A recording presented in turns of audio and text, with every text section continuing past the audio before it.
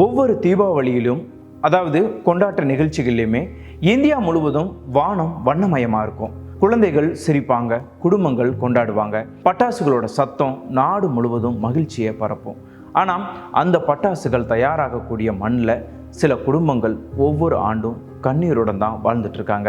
அந்த மண் தான் விருதுநகர் மாவட்டத்தில் இருக்கக்கூடிய சிவகாசி. அங்கே மீண்டும் ஒரு பட்டாசு தொழிற்சாலையில் வெடி விபத்து ஏற்பட்டிருக்கு. ஆனால் இப்போ நடந்த அந்த விபத்து சட்டவிரோதமாக பட்டாசு தயாரித்ததா ஒரு தகவல் வெளியாகிருக்கு. எப்படி இருந்தாலுமே எங்கே இருந்தாலும் விபத்து என்பது தொடர்ந்து சிவகாசியில் நடந்துட்டு தான் இருக்குது. அதுபோல் மீண்டும் உயிரிழப்பு, மீண்டும் காயமடைந்த தொழிலாளர்கள், மீண்டும் மருத்துவமனையில் உயிருக்கு போராடக்கூடிய மனிதர்கள், மீண்டும் விசாரணை, மீண்டும் இழப்பீடு அறிவிப்பு, மீண்டும் கடுமையான நடவடிக்கை எடுக்கப்படும் என்ற அதே வாக்குறுதி. ஆனால் சில மாதங்கள் கழித்து மீண்டும் இதே செய்தி. ஏன் இந்த வீடியோ அப்படின்னா, இப்போ நடந்த ஒரு விபத்தை பற்றி பார்ப்பதற்காக மட்டும் அல்ல, ஒரு நூற்றாண்டு வரலாற்றை பற்றி பார்க்க போகிறோம். ஒரு நகரத்தோட வளர்ச்சியை பற்றி, ஆயிரக்கணக்கான குடும்பங்களோட வாழ்வாதாரத்தை பற்றி, அதே நேரத்தில் நூற்றுக்கணக்கான உயிர்களை காவு வாங்கிய ஒரு சோக வரலாற்றை பற்றி.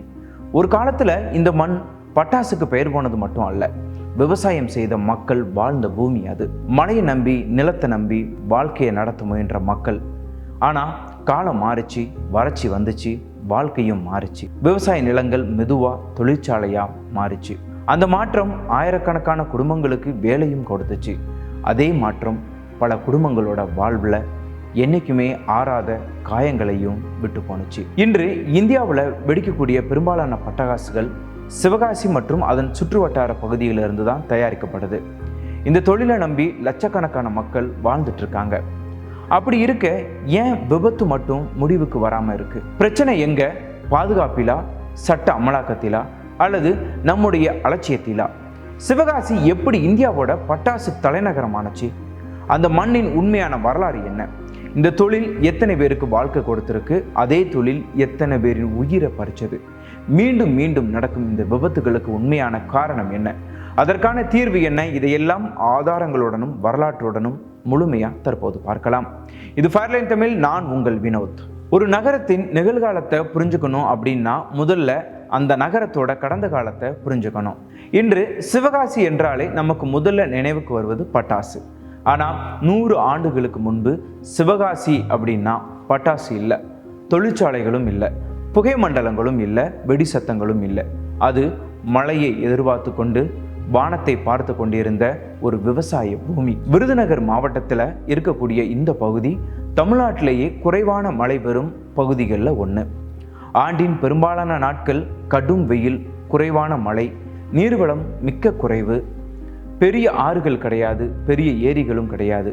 மழை பெஞ்சாதான் விவசாயம், மழை பொய்த்து விட்டால் வாழ்க்கையே கேள்விக்குறியாக இருக்கும். அந்த காலத்தில் இந்த மண்ணில் வாழ்ந்த பெரும்பாலான மக்கள் விவசாயத்தை மட்டுமே நம்பியிருந்தாங்க. கம்பு, சோளம், கேழ்வரகு, பருத்தி, கடலை, எள் அப்படின்னு உலர்நில பயிர்களை சாகுபடி செஞ்சு வாழ்ந்தாங்க. ஆனால் இயற்கை எப்போதும் அவர்களுக்கு சாதகமாக இருக்கவில்லை. ஒரு வருடம் மழை குறைஞ்சது, அடுத்த வருடம் மீண்டும் வறட்சி. அறுவடை குறைஞ்சது, கடன் அதிகரித்தது, வருமானமும் குறைஞ்சது. பல குடும்பங்களுக்கு ஒருவேளை உணவுக்கே போராட வேண்டிய நிலை ஏற்பட்டுச்சு. அப்போது இந்த மண்ணில் வாழ்ந்த மக்கள் ஒரு முக்கியமான கேள்வியை கேட்டாங்க. விவசாயத்தை தவிர நம்முடைய குடும்பத்தை காப்பாற்ற வேறு என்ன வேலை செய்யலாம்? அந்த ஒரு கேள்விதான் சிவகாசியின் வரலாற்றையே மாற்றியிருக்கு. 1920களோட தொடக்கத்தில் சிவகாசி சேர்ந்த 2 இளைஞர்கள் அந்த காலத்தில் இந்தியாவின் முக்கிய வணிக நகரமாக இருந்த கல்கத்தாவுக்கு போயிருக்காங்க. அங்கே தீப்பெட்டி தயாரிக்கும் தொழில்நுட்பத்தை எப்படி அப்படின்னு சொல்லி அதை கற்றுக்கொண்டு வந்திருக்காங்க. அதை தங்களுடைய சொந்த ஊருக்கு கொண்டு வர வேண்டும் அப்படின்ற கனவோடு மீண்டும் சிவகாசிக்கு திரும்பியிருக்காங்க. 1923ஆம் ஆண்டில் சிறிய அளவில் ஒரு தீப்பெட்டி தயாரிப்பு தொடங்கப்பட்டிருக்கு. அது யாருமே எதிர்பார்க்காத அளவுக்கு வெற்றியும் பெற்றிருக்கு. அதற்கு காரணம் சிவகாசியோட வறண்ட காலநிலை. விவசாயத்துக்கு பாதகமாக இருந்த அதே காலநிலை தான், அதே வெயில், அதே குறைவான ஈரப்பதம் இந்த தீப்பெட்டி மற்றும் பிற பட்டாசு தயாரிப்பு அந்த தொழிற்சாலைக்கு ஏற்ற மாதிரி மிகப்பெரிய பலமாக மாறி இருக்கு. அதாவது ஒரு காலத்தில் மக்களை வறுமையில் தள்ளிய இயற்கையே பின்னர் அவர்களுக்கு வேலை வாய்ப்பையும் கொடுத்துருக்கு. இதுதான் சிவகாசியின் வரலாற்றில் மிகப்பெரிய திருப்பு முனை. ஆனால் அப்போது யாருக்குமே தெரியாது இந்த சிறிய தீப்பெட்டி தொழில் ஒரு நாள் இந்தியாவோட பட்டாசு தலைநகரை உருவாக்கும் அப்படின்னு. அது மட்டும் இல்லை, லட்சக்கணக்கான மக்களுக்கு வாழ்வாதாரமாகவும் மாறும் அப்படின்னும். அதே நேரத்தில் நூற்றுக்கணக்கான குடும்பங்களின் கண்ணீருக்கு காரணமாக மாறும் அப்படின்னும். அப்படி என்றால் ஒரு சிறிய தீப்பெட்டி தொழில் எப்படி இந்தியாவின் மிகப்பெரிய பட்டாசு தொழிலாக வளர்ந்துச்சு என்பதையும் நாம் விரிவாக பார்க்கலாம். 1923 சிறிய அளவில் தொடங்கப்பட்ட தீப்பெட்டி தொழில் சில ஆண்டுகளில் சிவகாசியின் அடையாளத்தையே மாற்ற ஆரம்பிச்சிருக்கு. தீப்பெட்டிக்கு பிறகு பட்டாசு தயாரிப்பும் தொடங்கியிருக்கு. அதுக்கப்புறம் அச்சு தொழிலும் வளர்ந்திருக்கு. இப்படி ஒரு தொழிலை நம்பி 3 பெரிய தொழில்கள் வளர்ந்ததால சிவகாசியை பலர் குட்டி ஜப்பான் அப்படின்னு அழைக்க ஆரம்பிச்சிருக்காங்க. ஏன்னா குறைந்த வளங்களை வைத்துக்கொண்டு மிகப்பெரிய உற்பத்தியை செஞ்சு இந்தியா முழுவதும் பொருட்களை அனுப்பிய நகரமாக சிவகாசி மாறியிருக்கு. காலம் செல்ல செல்ல ஒரு தொழிற்சாலை 10 தொழிற்சாலையாக மாறியிருக்கு, 10 100 மாறியிருக்கு, 100 நூற்றுக்கணக்கான தொழிற்சாலையாக மாறியிருக்கு. சிவகாசியை சுற்றி இருந்த கிராமங்களில் இருந்து தினமும் ஆயிரக்கணக்கான மக்கள் வேலைக்காக தொழிற்சாலைக்கு வர ஆரம்பிச்சிருக்காங்க. குறிப்பாக பெண்களோட பங்கு இந்த தொழிலில் மிக அதிகமாக இருந்திருக்கு. பல குடும்பங்களில் கணவன், மனைவி, மகன்கள், மகள்கள் என எல்லோருமே இந்த தொழிலை நம்பித்தான் வாழ்க்கையை நடத்த ஆரம்பிச்சிருக்காங்க.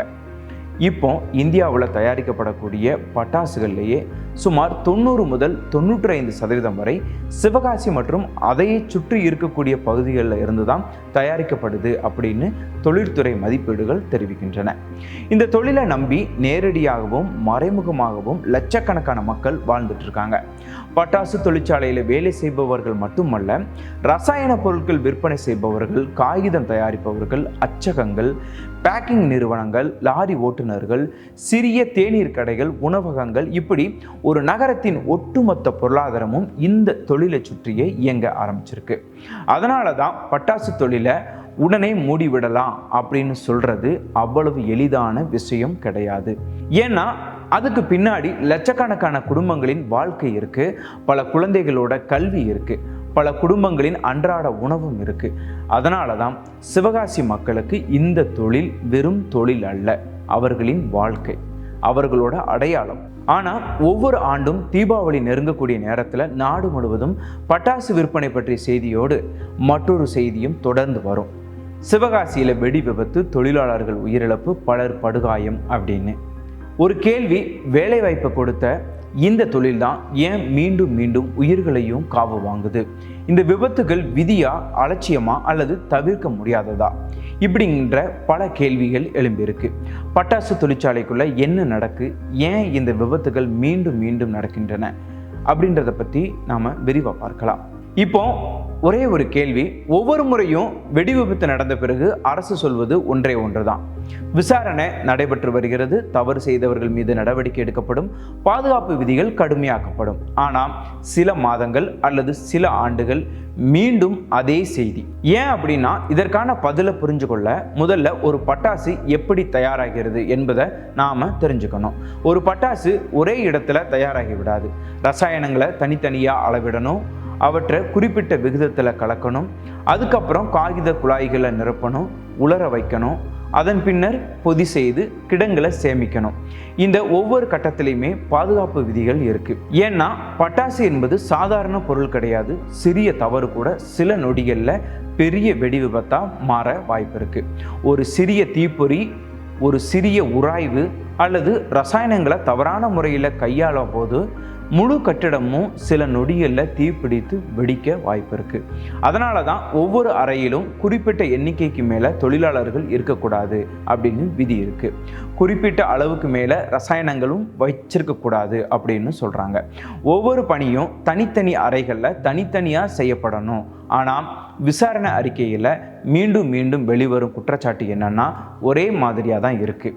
அனுமதிக்கப்பட்ட அளவை விட அதிகமான ரசாயனங்கள் பயன்பாடு அப்படின்னும், ஒரே அறையில் அதிகமான தொழிலாளர்கள், பாதுகாப்பு இடைவெளி பின்பற்றப்படாத கட்டிடங்கள், அனுமதி இல்லாத சேமிப்பு கிடங்குகள், போதிய பயிற்சி இல்லாத தொழிலாளர்கள், சில நேரங்களில் உற்பத்தியை வேகமாக முடிக்க வேண்டிய அழுத்தம், இவை எல்லாமே ஒரு சிறிய தவறை பெரிய உயிரிழப்பாக மாற்றுது. ஆனால் இதில் தொழிலாளர்களை மட்டுமே குறை சொல்ல முடியுமா?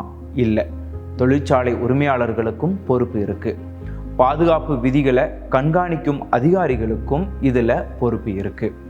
விதிகளை மீறினா உடனடியா நடவடிக்கை எடுக்க வேண்டிய துறைகளுக்கும் இதுல பொறுப்பு இருக்கு. ஏன்னா ஒவ்வொரு விபத்துக்கு பிறகும் விதிமுறைகள் மீறப்பட்டன என்ற தகவல் வந்தால் அந்த விதிமுறைகள் விபத்துக்கு முன்பே ஏன் கண்டுபிடிக்கப்படவில்லை என்ற கேள்வியும் எழுது. அதுதான் இந்த கதையோட மிக முக்கியமான பகுதி. இது ஒரு விபத்து மட்டுமா அல்லது மீண்டும் மீண்டும் நிகழும் ஒரு அமைப்பு சார் தோல்வியா? அதற்கு பதில் சொல்ல கடந்த பல ஆண்டுகளில் சிவகாசியில் நடந்த முக்கிய வெடி விபத்துகளோட வரலாற்றை நாம் பார்க்க வேண்டியது இருக்குது. அதுக்கு முன்னாடி ஒரு விஷயத்தை கவனித்து பார்க்கணும். சிவகாசியில் ஒரு வெடி விபத்து நடந்தாலே அதை பலரும் எதிர்பாரா விபத்து அப்படின்னு சொல்லிடுறாங்க. ஆனால் கடந்த பல ஆண்டுகளோட வரலாற்றை பார்த்தா இது எதிர்பாராத விபத்து அல்ல, மீண்டும் மீண்டும் மீண்டும் நடந்த ஒரு சோகம். ஒவ்வொரு விபத்தும் சில குடும்பங்களின் வாழ்க்கையை நிரந்தரமாக மாற்றிவிட்டது. 1991ஆம் ஆண்டில் சிவகாசி பகுதியில் ஏற்பட்ட வெடி விபத்து பல உயிர்களை காவு வாங்குச்சு. அப்போ பாதுகாப்பு விதிகள் கடுமையாக்கப்படும் என்று கூறப்பட்டது. 2012 முதலி பட்டியல, அதாவது சிவகாசி வரலாற்றிலேயே மிக கொடூரமான வெடி விபத்தில் ஒன்று. ஒரு பட்டாசு தொழிற்சாலையில் ஏற்பட்ட தொடர் வெடி விபத்தில் 40க்கும் மேற்பட்ட தொழிலாளர்கள் உயிரிழந்திருக்காங்க, 60க்கும் மேற்பட்டோர் காயமடைஞ்சிருக்காங்க. பல உடல்கள் அடையாளம் காண முடியாத அளவுக்கு கருகி போயிருக்கு. அந்த விபத்து இந்தியாவையே உலுக்கி இருக்கு. அதுக்கப்புறம் பல விசாரணைகள், பல கைது நடவடிக்கைகள், புதிய பாதுகாப்பு உத்தரவுகள். ஆனால் அதுவே கடைசி விபத்தா இல்லை. 2020 மீண்டும் வெடி விபத்து, மீண்டும் உயிரிழப்பு. 2021 மீண்டும் பல தொழிலாளர்கள் உயிரிழந்திருக்காங்க. அப்போ இனி இதுபோல் நடக்காது என்று மீண்டும் உறுதியளிக்கப்பட்டது. 2023 மீண்டும் சிவகாசி மற்றும் சுற்று வட்டார பகுதிகளில் வெடி விபத்து நடந்திருக்கு. 2024 மீண்டும் உயிரிழப்புகளும் நடந்திருக்கு. காயமடைந்த தொழிலாளர்கள் மருத்துவமனையில் சிகிச்சை பெற்றிருக்காங்க. 2025 மீண்டும் அதே செய்தி. இப்போ 2026 மீண்டும் ஒரு பட்டாசு தொழிற்சாலையில் வெடி விபத்து, 4 பேர் உயிரிழந்திருக்காங்க. ஆனால் இங்கே சட்டவிரோதமாக பட்டாசு தயாரித்ததா தகவல் வெளியாகிருக்கு. அதில் 11 பேர் கைது செய்யப்பட்டதாகவும் கூறப்படுது.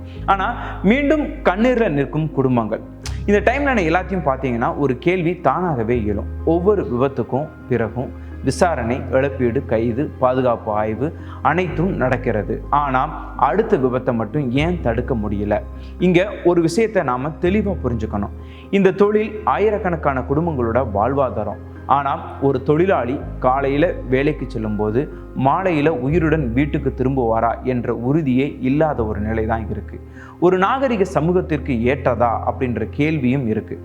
ஒவ்வொரு விபத்துக்கு பிறகும் ஒரு குடும்பம் தன் அப்பாவை இழக்கிறது, ஒரு குழந்தை தன் தாயை இழக்கிறது, ஒரு மனைவி தன் கணவரை இழக்கிறார், ஒரு பெற்றோர் தன் பிள்ளையை இழக்கிறார்கள்.